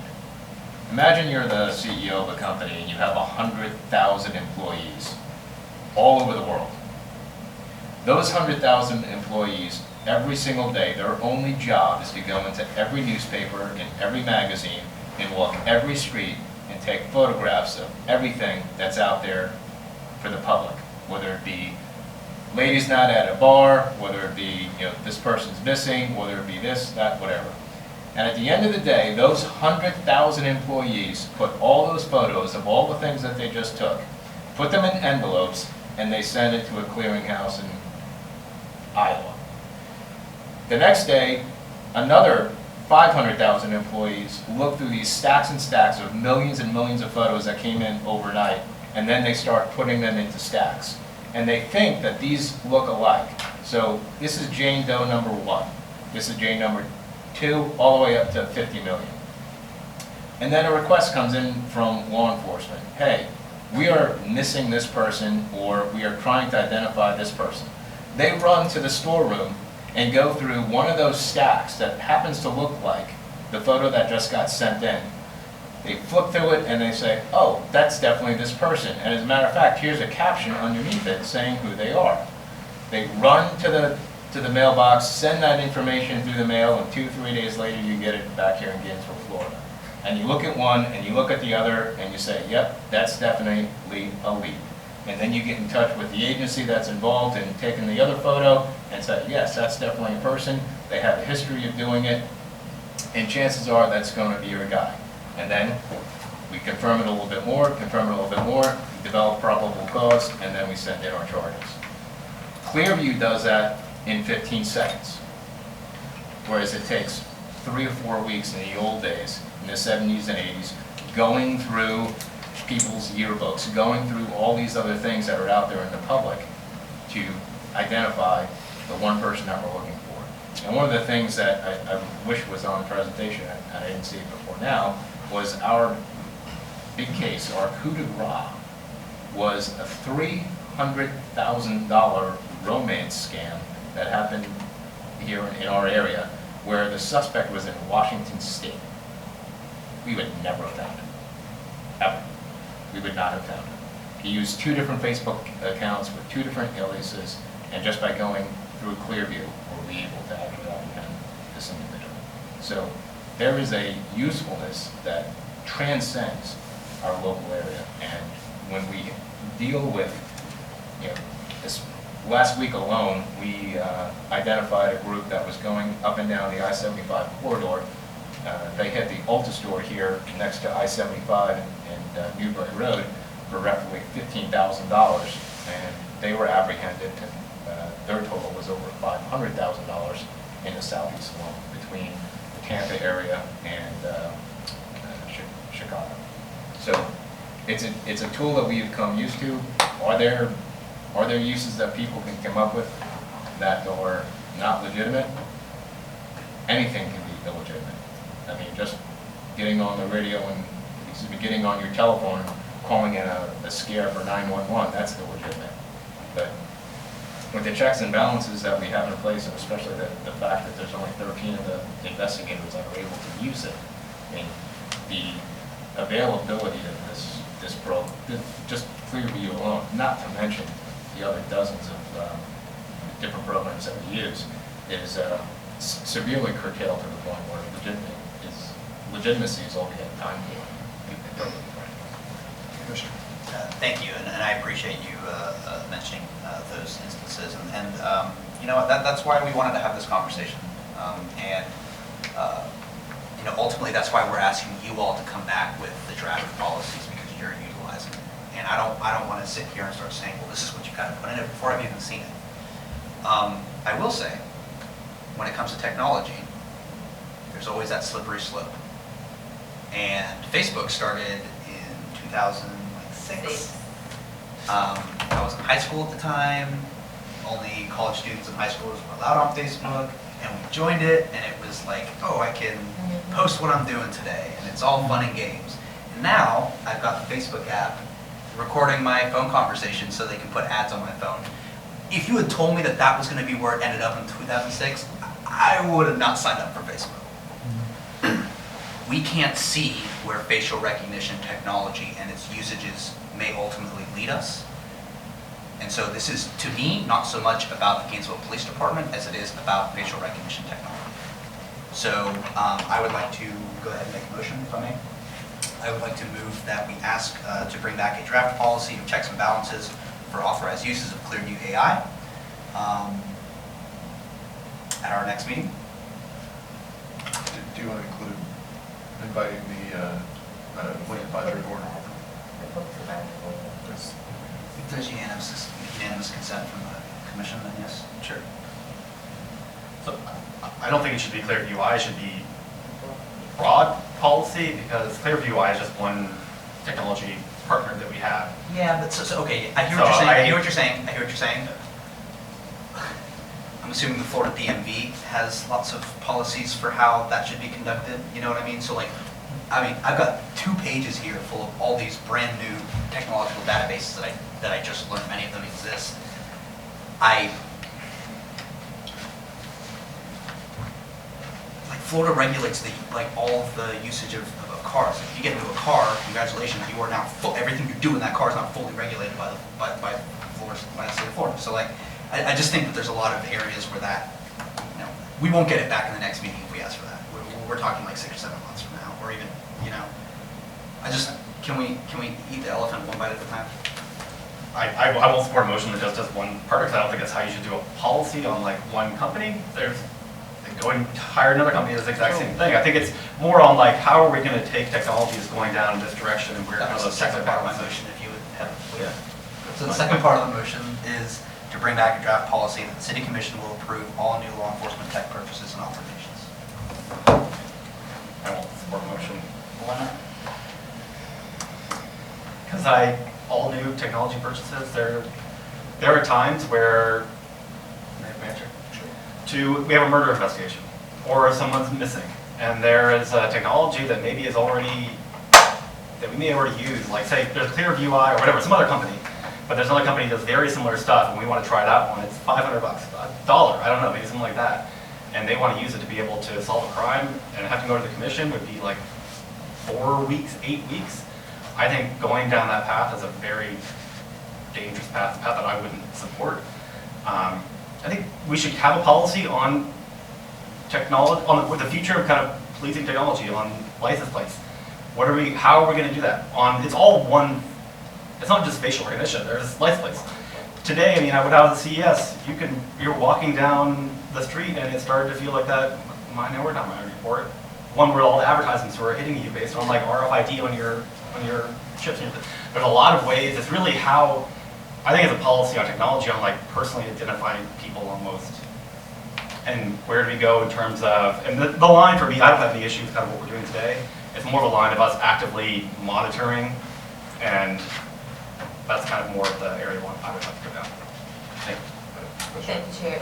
And I agree with Commissioner Hayes Santos. I don't want a policy that's just focused on one business, and I think we need to look at it as, like you said earlier, maybe an umbrella, a technology umbrella, or some type of face recognition, because technology keeps changing. And I think that we need to look at the future and make sure that whatever policy is in place, it encompasses everything, and we get it right. And if we have to come back later down the line, a couple of months, years, or whatever, then we have opportunity to come back and change it and readdress it. But for right now, to get us going, I think you need to look at the bigger picture and not be so focused on just one company. Okay. So that one didn't have a second. Did you want to? Yeah, I heard a lot there. I don't know that it clears up for me what exactly you all are looking for in a draft policy. I think they're working on policy already that kind of, even our police department believes that they need a policy to be able to address the concerns that they have. I'd like to see that come back and then see kind of where, from that, if we want to go further or not. That would be my thoughts instead of kind of dictating that this is that. That's actually where I would like to go. I would like to see them come up with a policy, because I think you were coming up with a policy because of just Clearview. And I don't know if that was the policy that you're thinking about doing, would it be focused just on Clearview? It was, the one we're looking at is specifically this facial recognition. Okay, specific. We already have a policy that addresses the use of LPRs. Okay. We already have a policy that addresses the use of publicly and privately owned video cameras and feeds. Those are all policies that we already have. We just didn't have one specific For to face recognition. for facial recognition. Mr. Manager, did you want to add something? I did. So one of the messages I'm hearing loud and clear, and I think you're all saying this maybe the same way but differently, is that we have a need, not only necessarily with GPD, but maybe with other departments as well, as having a technology transparency policy where, and I'm sort of, speaking out loud, thinking as I'm going along here, but basically a place where a neighbor can go that says, these are the different technology tools that are being utilized by GPD. If I want this is how we're using them. And if we change this policy, there's a place for you to sign up to get an update that we've updated our policy, so you can get an email on that. And if you've got concerns, you should, you can call us at XYZ number, and and then if they have real concerns, they can always call you and express them as a neighbor to their elected officials. But I don't think, well, I know there's no one place today that I can go click on any website of the city that says, here's everything we're doing on there. Second thing that I'm hearing is that you all want in our policy some sort of check and balance on there that we're just not reaching the trust of our neighbors with technology. And I think ultimately, as it lies on my side of the shop, the buck stops with me, and you have to hold me accountable. So, the policy may mean that I've got to provide the oversight, which I'm supposed to do with GPD, because I too don't want to read about a new technology in the New York Times on there, as I did on Martin Luther King's birthday on there. So, there's a certain amount of responsibility that falls back on me to make sure that we have the oversight necessary, so we're just not putting out technology. I will tell you, there will be some times in the future that there may be some technology that we don't want the bad guys to know that we have or that we're using, and you've got to have some faith in us. So, for example, I know every bad guy knows about this at this point, so I don't have to worry about it. But there's a technology that came out about 15 years ago called Kingfish, right? I think that's what Triggerfish, where we can turn on your cell phone, and we can find you by turning on your cell phone. And I thought that was like really neat technology back then. But I mean, there's stuff like that that may come about that we want to deploy, and we're certainly not going to tell everybody we have, because that just allows the bad guy to be able to circumvent stuff. But I think there needs to be an amount of trust between the elected officials and the staff that we're not going to go out there and just start recording everybody's face and turning over, criminals or non-criminals or anybody to, just because we got a new piece of technology, that we're only going to use it when we have a legitimate law enforcement purpose for doing that. So the policy we would come back with, or I would propose we come back on, is how are we going to be transparent on the technology we're using? And how are we going to do checks and balances to make sure that no department of the city is overreaching its availability of data. Because, we don't want GFR, for example, to be able to sell medical data that they're collecting from their paramedic EMS type calls, right? So there's all sorts of data that we're collecting citywide that we just want to make sure, we're not misusing RTS data and stuff like that. Commissioner, did you want to kick the pass, or you go? Like it's not, just confused as to what is being brought back to us. So it sounds to me like the plan you had was to bring back the policy simply for facial recognition and a policy of data transparency as two separate issues, but hopefully at the same time. Right. I would love to get because I know that there are good thinkers who have existed in both the commission world and the police world on the police advisory board. I would appreciate their input on this. So if we could invite them, that would be nice too, but I'm not making motions.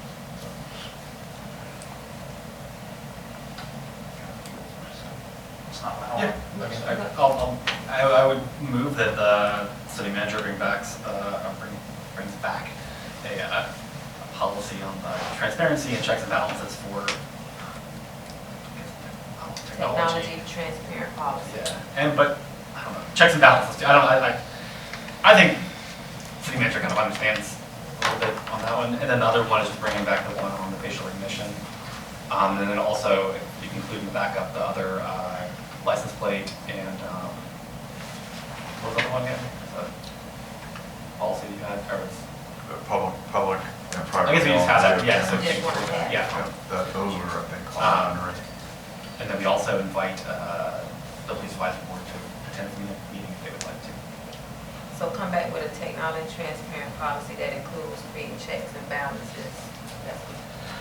Or not. I don't know exactly necessarily what that is, to be honest. I mean, I think there is a checks and balances of when do we move forward in technology and when do we not.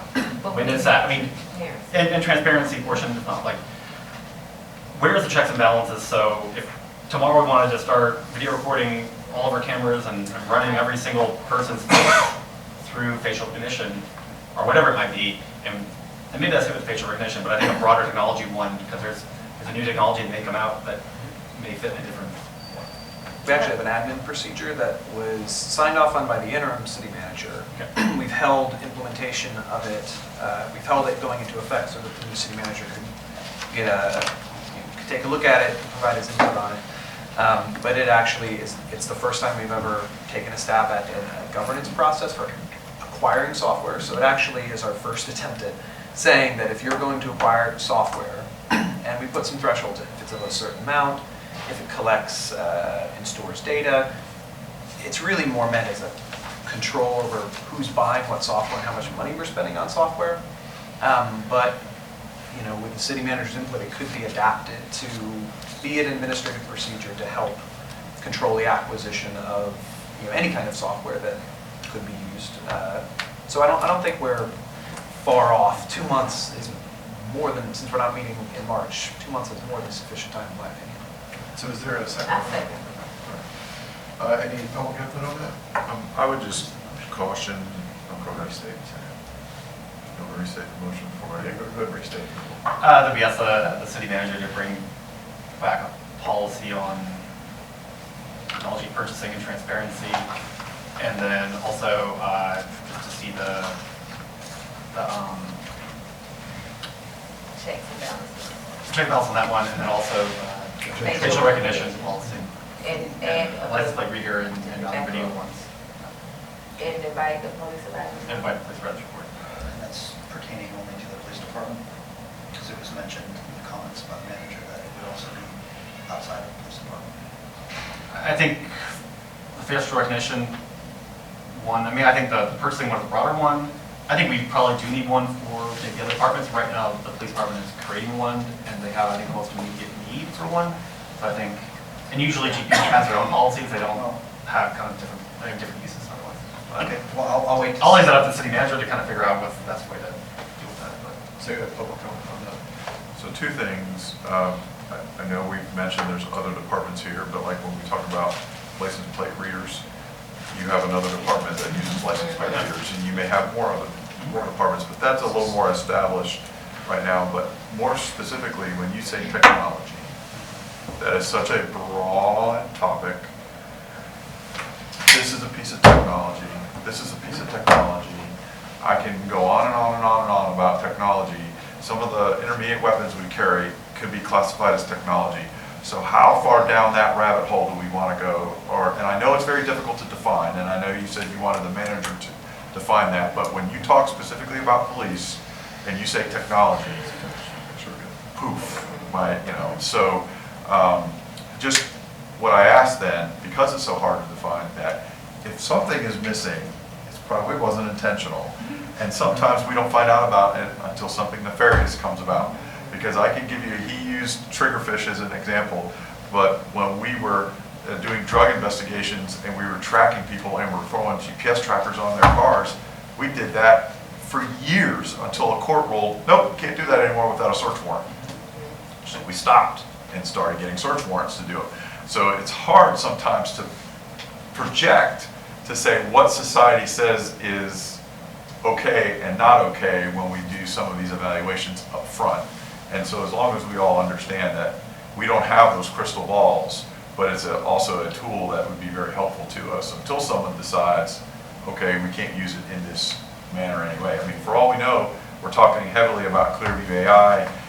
The courts may just rule, well, you got to get rid of all the photographs you got off of social media and keep all the other photographs, and their algorithm will still be as effective without that social media database. So that's my public comment. Any other public comment? All right, Commissioner and the Commissioner. Yeah, I mean, I'll support the motion just for the sake of getting out of the room, but because we'll just go in circles all day. But no, in all seriousness, I do want to say that I do want to see the policy get back, and that's where I'm placing my thinking is when I see the policy, we can then have discussions. But I'm in agreement. I think that the motion is very broad. I think that if we try to clump everything together in a conversation that really centers currently around law enforcement, how are we ever going to get it done? And I'm into getting things done. So I'll support the motion, but this is a big opportunity to take the next step in a good direction. Commissioners. Yeah, okay, technology is very broad. What I'm looking at is how technology that surrounds being able to personally identify people, whether that's personally identify a car, or personally identify a person, that is the realm of Privacy. Privacy, yeah, that's the realm of technology. I don't care if you're, maybe if a gun won't shoot a certain person, I don't know, that could be, that gets down to personal identifiable stuff. And that's not too far off, the technology. Maybe. So that is really the realm of where I think the checks and balances, so I like to see a policy of when we're getting to be able to personally identify people and moving towards the route of expanding in those kind of technology areas, that's where some of these checks and balances things should move forward. I agree. All right, all in favor? Aye. Any opposed? Okay, we passed that one. Good talk. We'll have it in a few months. We have more, we have sheets of what's available from GRU, but we don't have anybody from GRU to go through it, so maybe we do that for what? Available data. Oh. Yeah, I mean, so this was obviously just GPD today. We could have this entire conversation over again around with mobility. As we were talking, I thought about the autonomous shuttle, which all of you have ridden, I think, at this point. It's collecting data that we've never, ever collected before. So we're always going to be getting new stuff, and who knows, that AV company, it's got its algorithm for how that vehicle identifies things in its environment. It's proprietary. Who knows what the future brings. So that brings us to the streetlight update that in particular Commissioner Simmons really wanted. So, I'm interested too. I got an earful last time. We'll just make sure she gets this in her. So please, just for the record, I'm going to go ahead and do this. But I don't know, I didn't hear anything. Don't let anyone forget. He said he didn't want to do it. It's okay. I Never have read it, but Hawkins said no. got a really lengthy memo last week. I'm not going to read it to you because you all can read. I'm handing out just a few slides that summarize it. There's absolutely nothing in this that's not in here, so let's not. So I'm not really handing you any new thing. I just want to use it to, and here's a few extra copies. I'm just going to help frame the conversation so that we can get through a quick update. So this is a quick reminder. First slide, this is a quick reminder of the city has a smart city strategy. This was from 2 years ago. It actually is a really nice dovetail on the last conversation. We always want the commission to focus on the light blue, the policy and planning pillar. That's why this particular committee exists, and so that we can have frequent conversations. My feeling is that some of the missteps or just miscommunications that we're kind of clearing up now come from the fact that we need to have regular, ongoing dialogue at this group. So I know we will be better, and I'm sure the city manager is supportive of us being better about having something, every digital access committee meeting, talking about the policy piece of it, because we are just scratching the surface. To Commissioner Ariel's point, if one day it's Clearview AI, the next day it's a whole other thing, the next day it's a thing after that. So we have to have an ongoing dialogue with you so that we can stay flexible. Today we're really actually focusing on just the infrastructure, the widgets and hardware of smart city stuff. And the highlights from this memo as to where we're at. So the mass change out has already begun. GRU, and just for clarification, in the memo we say the city of Gainesville owns and maintains over 13,000 streetlights, public streetlights. When we say the city of Gainesville, we're referring to both, in some cases both GRU, we got GRU reps here today, GRU and general government. Put very generally, GRU is responsible for the mass change out. They're the one actually going light by light, flipping it from the high pressure sodium to the LEDs. General government is procuring the control nodes through a GRU vendor. And we've agreed to use the AMI vendor that they select so that we prevent any future incompatibility. Funds were allocated in the FY20 CIP. The change out is already underway. We're about 20% there on city lights, focusing on high pedestrian and safety areas, so areas of high crime. We'll get into that in a moment. We are, as I mentioned, we are coordinating the procurement of the control nodes with GRU just to make sure that they're going to make a significant investment in AMI, something I don't know how much it is, but I can safely say it's going to well exceed this investment. So we definitely do not want to do anything that would box them in the future. So we're coordinating closely with GRU. And GRU, technically, an ordinance actually owns streetlights. It is an old ordinance and it refers to them as a utilities department, but we interpret that as obviously it's GRU. This is their domain. They have the equipment to maintain them. We don't have the bucket trucks. We don't have the poles, all that stuff. We being general government, the city in general, obviously. Next slide is a map with kind of what's been changed out so far. Not city, non-LEDs, and city LEDs. So where you see the blue dots, it's where we have put the new lights in so far. We are focusing, if you flip on the next one, on certain areas, certain zones, you could say, where there is, again, downtown core is obvious. We did, Sheila, our new Smart City Coordinator, and previously Oric Baber, had done a lot of work identifying where we should focus our efforts. And we've given that information to GRU.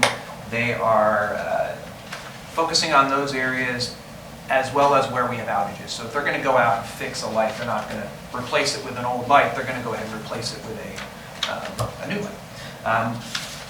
So that's that.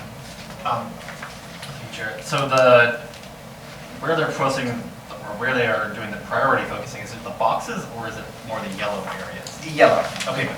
So yellow, and then in the Yellow boxes is on the right, identity, yeah, kind of. so exactly. So those, we did a heat map initially on the left side, and then we kind of made it more street-based. We then took those heat maps. Oh, okay, so the yellow is more higher priority area. Exactly. Yellow is higher priority, and we have a little street light, not street tight.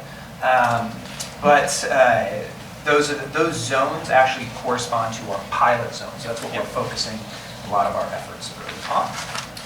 And then those boxes you'll see on the next slides.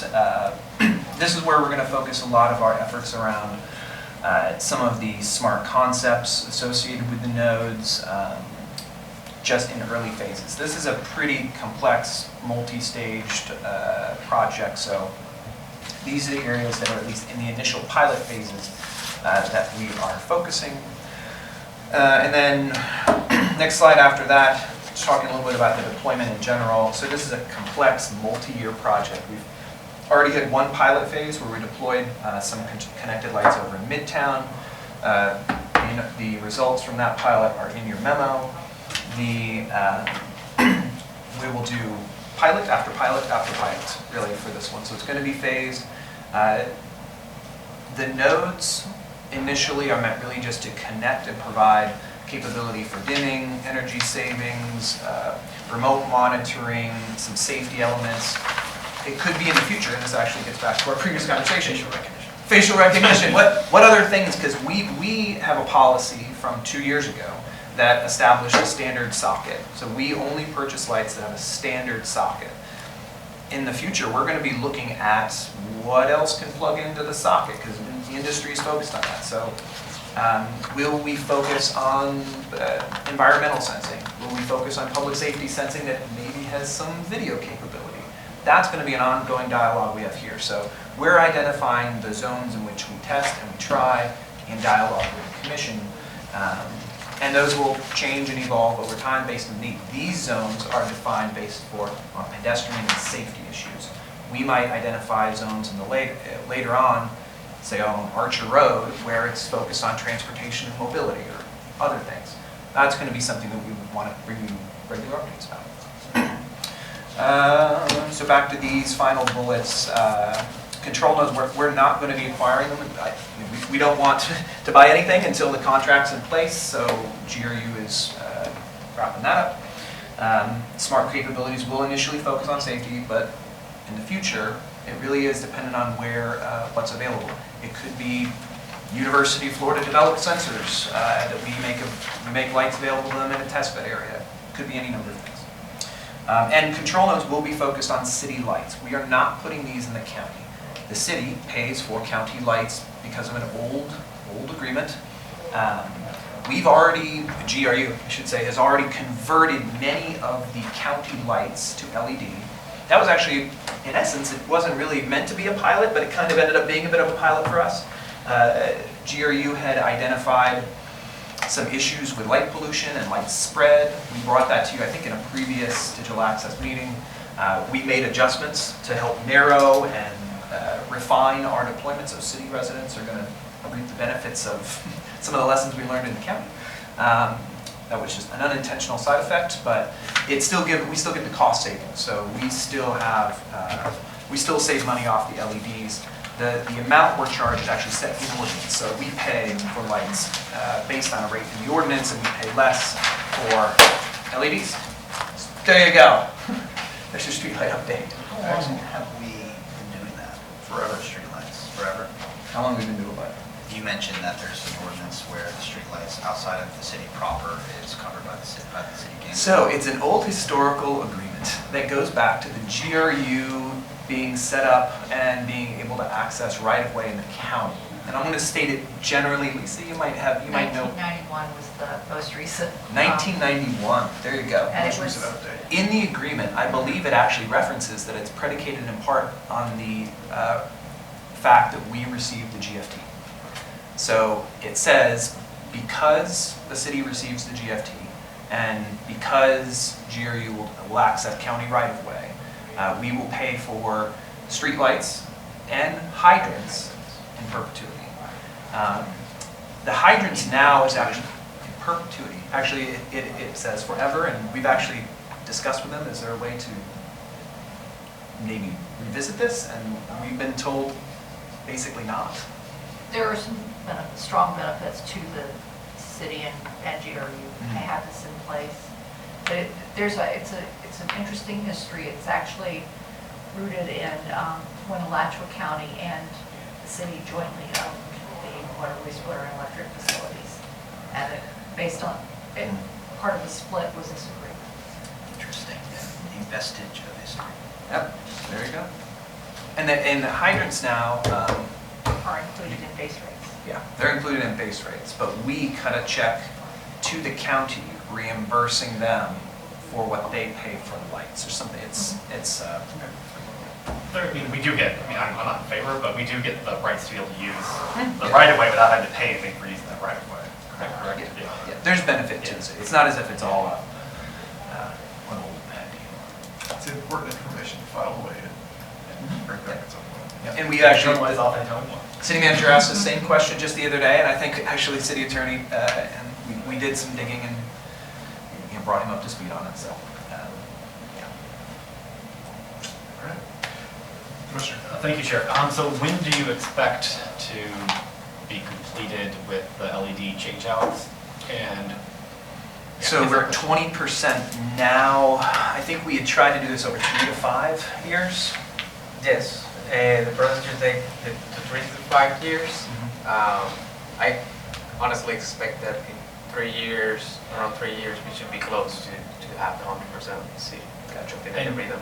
when do you expect to have all the yellow areas changed over LED? You So mean the you mean the areas with The areas that are needed to Yeah, hide. okay. Right now, we started the machine job in the southeast, and we're gonna go around like clockwise. So we're gonna be covering all these areas first, and then later we will take care of the north side, northwest, and then northeast. So the first areas we're tackling is southeast, and then we will move to the south. So we're not prioritizing based on the highest kind of. Well, that's where we're identifying the zones. So this is, let's go back to this slide here. So we'll do like southeast Main Street, but not the western side of Main Street? I think you're out of speaker. You're speaking generally that we identify neighborhoods. So if they're going to go into one neighborhood and do a change out, they're not just going to arbitrarily stop. No. They're going to go ahead and do a complete neighborhood or a complete street and then move on to whatever else is next in the priority. But they are. Basically, we split the city in quadrants, 4 quadrants, and our first quadrant that we're working on is the southeast, and we're gonna move clockwise doing the Masaya. It's not that we're gonna target a certain region in the southeast and then move to a certain region in the southwest. We're gonna do completely change out of the southeast and then continue moving clockwise. And part of reason we're doing that also beside this map is that our lights, the oldest lights are in the southeast, so they are the ones that tend to fail first. And that's part of the reason why we are starting replacing those lights that are the ones we're going to expect more failures on and move in clockwise, because that was the way we were doing our light replacement. So at night our crews go patrol main roads and certain neighborhoods and verify the lights are on, off, and then replace those lights through maintenance.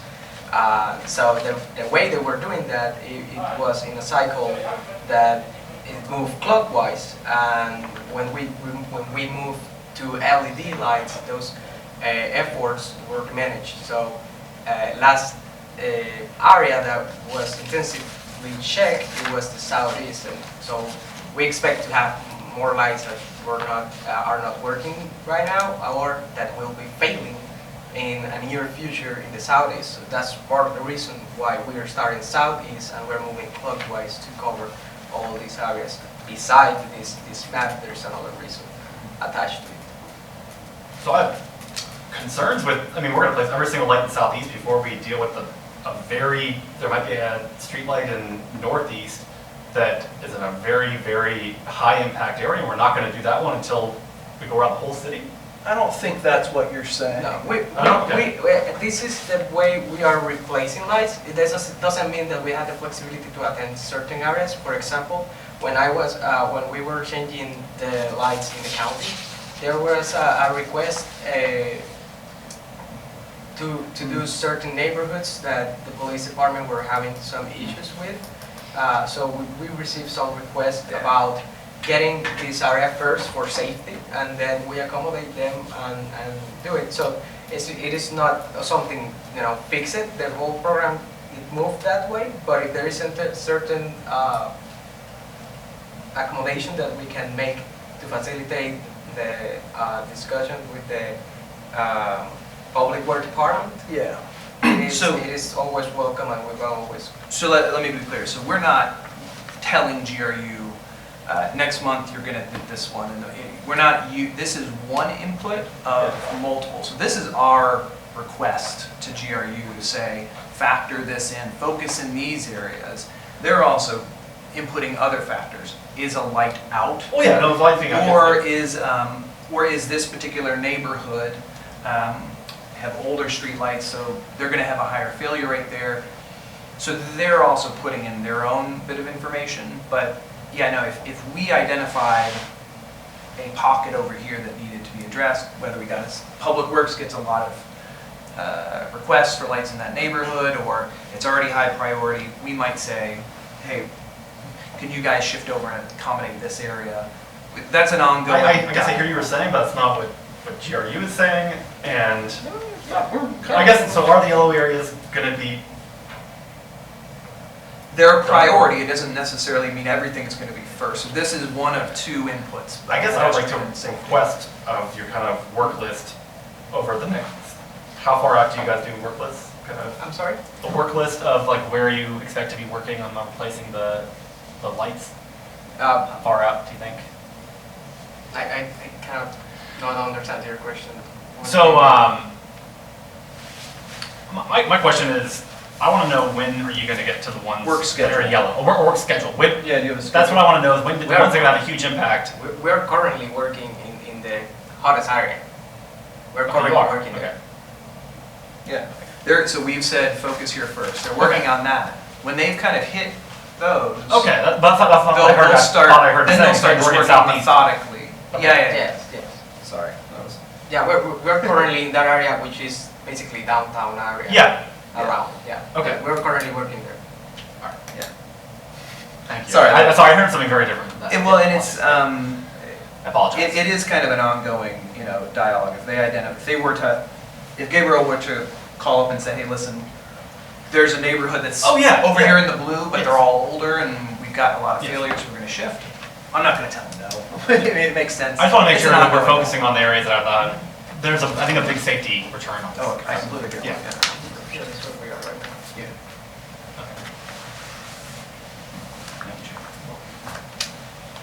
Okay. All right, anything else on this item? Just the University of Florida is responsible for their streetlights on their property, is that correct? Okay. Yeah, that's why they're kind of the goal. Is there any need to try to, supposedly the 7-pin connector's open, but is it really, do we need to try to align with whatever the city ends up for So we controllers? initially, I know Jason's no longer with Right. the He was Florida, but really- they had agreed to abide by the same standard, and there has been an understanding, although it's not written anywhere, that whatever control node vendor we use, that they would Okay. make every attempt to try to use the same vendor. So that's been the understanding so far. We haven't yet actually provided them a vendor to say, all right, here's the one we're using. Okay. Please make your best effort to try to use this vendor. Okay, so that concludes that item. Any general public comment? Okay, member comment. Just on the next meeting, if we could do it April 6th. Right. Yeah. Excuse me, did you say 6 or 16? 6. That Monday prior.